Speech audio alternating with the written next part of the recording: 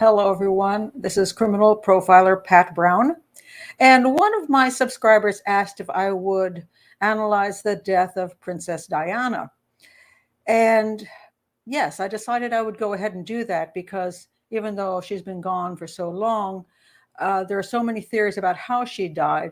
And I think that a criminal profiler's point of view might be very helpful in making it clear what is most likely to have happened. All right, so let me just give you the really quick story because you should know this unless you've been living under a rock or if you're from another planet. But basically, what happened was this: in 1996, Princess Diana she divorced her husband, Prince Charles, and after that, she had a relationship with a British Pakistani doctor, and his name was Hasnat Khan. That went on for almost, no, well, let's see, into 1997. And something went wrong about then. They broke up. And after she broke up with him, she went with Dodi Fayed. Now, he was a very, very extremely wealthy man because his father, Muhammad Al-Fayed from Egypt, had moved to England. And he bought Harrods and made redid the store, made it very, very gorgeous, and brought some Egyptian ideas into it. Even put a head of a pharaoh up at his own face, so kind of interesting. And he got the football team, and so he really was very involved in British life, but still loved his Egyptian roots. And so here we have this relationship, this new relationship, and it had only been going on like a month or two. And many people think that they were like, long-term, romance here, but it was not. It was very, very sudden. And he had gone out that day and bought a ring for her. And people thought, oh, they're going to get married. And I don't know if they're really ready to jump that far, but they obviously were smitten with each other and having a great time together. So anyway, they had come back to Paris, and they were at the Ritz Hotel, which Dad owned, and she'd been having trouble with the paparazzi. Now, there were like 30 of them gathered out front, and what had happened was, let me get the name of this correct, because I'm not that familiar with the goings on in the UK, because I am a US person. She had refused the Metropolitan Police's Royal Protection Group. She was willing to have them with her when she was with her two sons, but she decided, she wanted to live a more normal life, although I'm not sure how she figured that was possible. But she decided, no, I'm not going to have them, around with me all the time. And besides, my boyfriend's wealthy, his dad is wealthy, they have, security, and we'll just use them.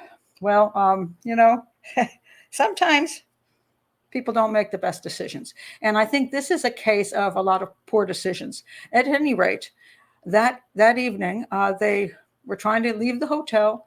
So instead of going out the front and getting in the regular vehicle with the regular driver, there was a diversion plan, as if this was going to work. They were going to have a diversion car. And while that was going on, and all the journalists, the paparazzi, thought Princess Di and her boyfriend were going to be in that car.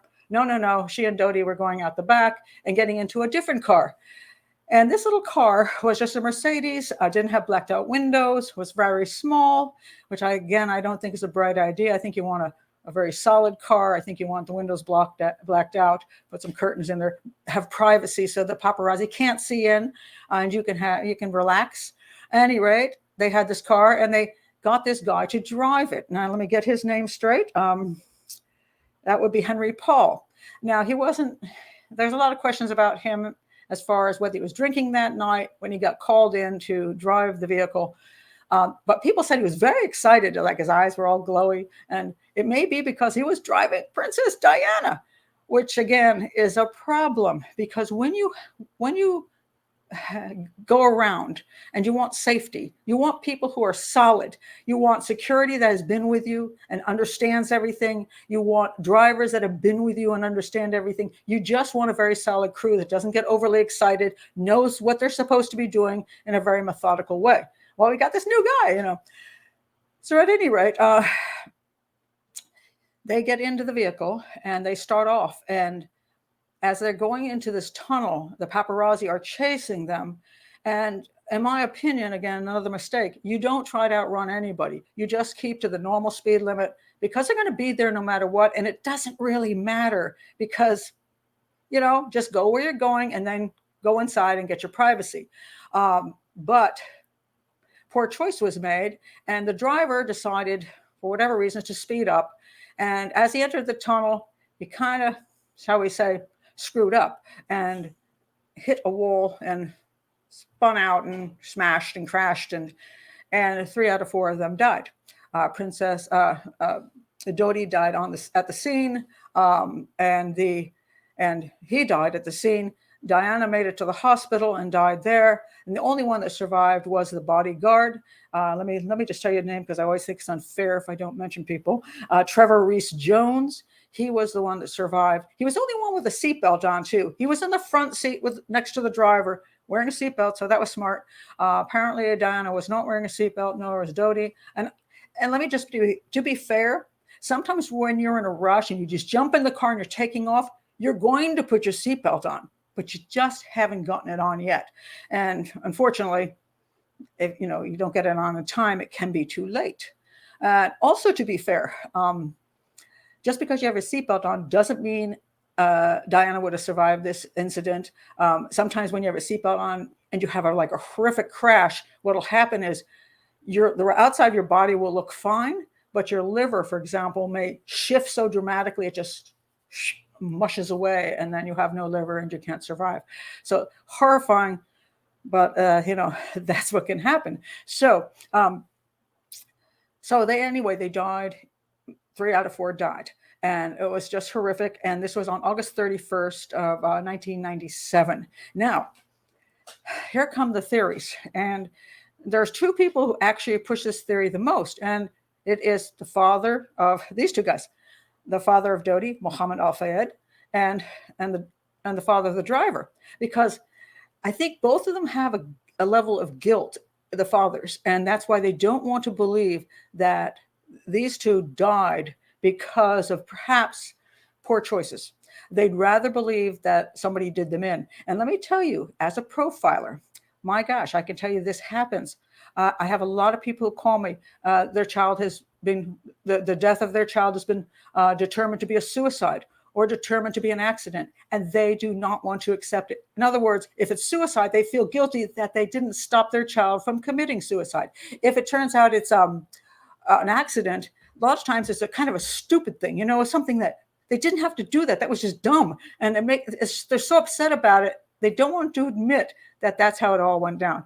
So what'll happen is they'll start saying, no, I think my loved one was murdered, and I think in this case we have another situation like this. So especially Muhammad, Al-Fayed, what he said was that he thinks, MI5, MI6, and the CIA, all on the behest of the royal family and the establishment, didn't want Diana to marry his son, Dodi, because he was A, Egyptian descent, B, Muslim. And perhaps some theory is that the family didn't want Diana's sons to possibly convert to Islam. I just find that a very unlikely scenario all the way around. First of all, she was divorced. She was now the ex. And if she ran around, and she already had run around with a whole bunch of people, so it's not like she had a sterling reputation, and all of a sudden this guy came in. She'd already been with a number of other flames, and another Muslim flame, the previous romance. So I just don't think they're going to go kill her for that, because they're so used to tabloids. At a certain point, you just go, whatever. It's just her. That's what she does. And as far as the grandchildren go, they were very young. First of all, this relationship would have to last long enough. Prince Charles would have to be okay with his sons, becoming Muslim. Oh, and let me tell you, a lot of people think just because if she married a Muslim, she has to become Muslim. She does not. She can, if she's a Christian, she can remain Christian in the particular religion.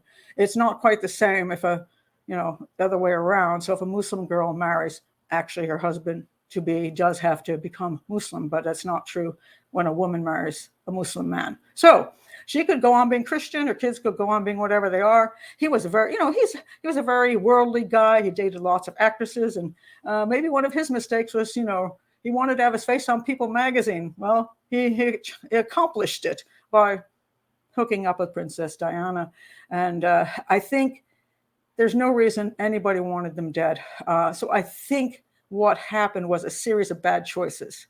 As I pointed out, they should have stuck with a security agency that knew what they were doing in the circumstances of providing protection for Princess Diana, not new people who are just all over the map.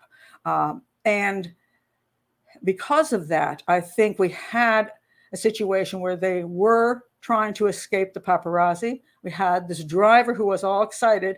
And I also think something else might have happened. If anybody remembers the Kobe Bryant incident where he got in a helicopter with his daughter and a bunch of people, and the helicopter pilot took off in bad weather and crashed and everybody died. I always thought why would the helicopter pilot take off knowing full well this is dangerous? Why would he do that? Let me tell you why I think he did that. Because Kobe Bryant most likely said, I can't say that he did, hey, we want to get where we're going. And when a person of power tells you that, a lot of times you go, okay, I'm going to do this for you. Okay, I'll go ahead. I'll try. I wonder whether Dodi, he liked fast cars and, a fast life. When they got in there, did he encourage the driver, hey, get away from these guys, hey, speed up, get away from them, not thinking that this would end up with an accident? Because most of the time, let's face it, when you're a driver, you can go pretty darn fast through a whole lot of places and nothing goes wrong. It doesn't. I mean, police chases go up to 100 miles an hour and everybody comes home usually. So there's so many incidents where people go very fast in very trying circumstances and they survive. But I just believe that he did speed up, and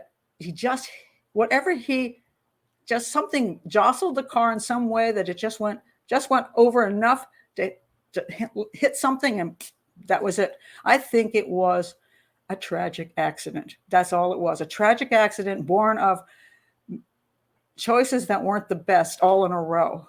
And so that's usually how things go badly. It's just one bad choice, another bad choice, another bad choice, another bad choice. And most of the time, those bad choices won't do you in. You just go home and you won't even think about it. But sometimes those bad choices, one on top of the other, all, just then something goes wrong because of those choices. And I think that's what happened in this particular circumstance. So I don't think there's a whole lot of blame to go around. I think it was tragic. I think it was an accident. And I don't know. I don't even know if we need to point fingers. I think we just need to say, it was a very, very sad thing that happened. And sometimes in life, sad things happen. So that's my opinion on that as a criminal profiler. I hope it brings peace to some people who just, keep believing that this huge conspiracy was out there, between, between Britain and the U.S. helping Britain try to knock off Diana No. It was totally and just not a necessary thing to do. When there's a conspiracy to take somebody out, there's usually a really, really good reason. And I just don't find one here because, bye, friends.